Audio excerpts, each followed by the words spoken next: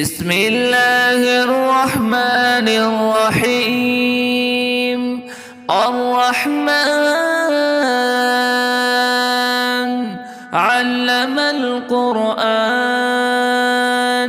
خلق الإنسان علمه البيان. الشمس والقمر بحسبان، والنجم والشجر يسجدان.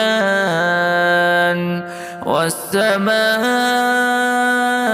رفعها ووضع الميزان، ألا تطغوا في الميزان، وأقيموا الوزن بالقسط ولا تخسروا الميزان. والأرض وضعها للأنام، فيها فاكهة والنخل ذات الأكمام، والحب ذو العصف والريحان. فبأي آلاء ربكما تكذبان؟ خلق الإنسان من صلصال كالفخار، وخلق الجان من مارج من نار. فبأي آلاء ربكما تكذبان؟ رب المشرقين ورب المغربين. فبأي آلاء ربكما تكذبان؟ مرج البحرين يلتقيان، بينهما برزخ لا يبغيان. فبأي آلاء ربكما تكذبان؟ يخرج منهما اللؤلؤ والمرجان. فبأي آلاء ربكما تكذبان؟ وله الجوار المنشآت في البحر كالأعلام. فبأي آلاء ربكما تكذبان؟ كل من عليها فان، ويبقى وجه ربك ذو الجلال والإكرام. فبأي آلاء ربكما تكذبان؟ يسأله من في السماوات والأرض كل يوم هو في شأن. فبأي آلاء ربكما تكذبان؟ سنفرغ لكم أيها الثقلان. فبأي آلاء ربكما تكذبان؟ يا معشر الجن والإنس إن استطعتم أن تنفذوا من أقطار السماوات والأرض،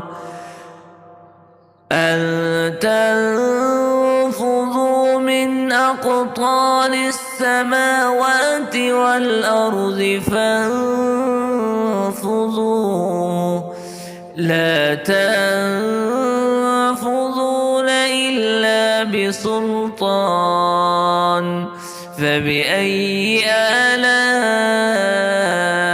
ربكما تكذبان يرسل عليكما شواظ من نار ونحاس فلا تنتصران فبأي آلاء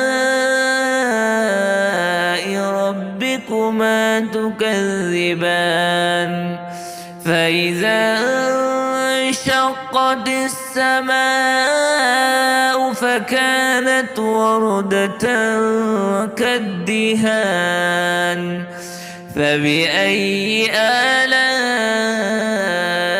ربكما تكذبان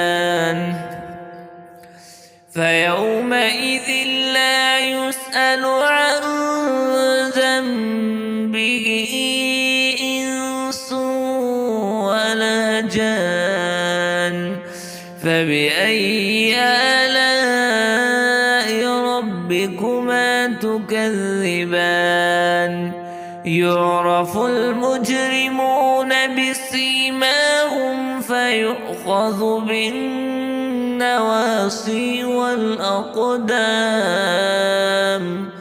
فبأي آلاء ربكما تكذبان هذه جهنم التي يكذب بها المجرمون يطوفون بينها وبين حميم آن فبأي آلاء ربكما تكذبان ولمن خاف مقام ربه جنتان فبأي آلاء ربكما تكذبان ذواتا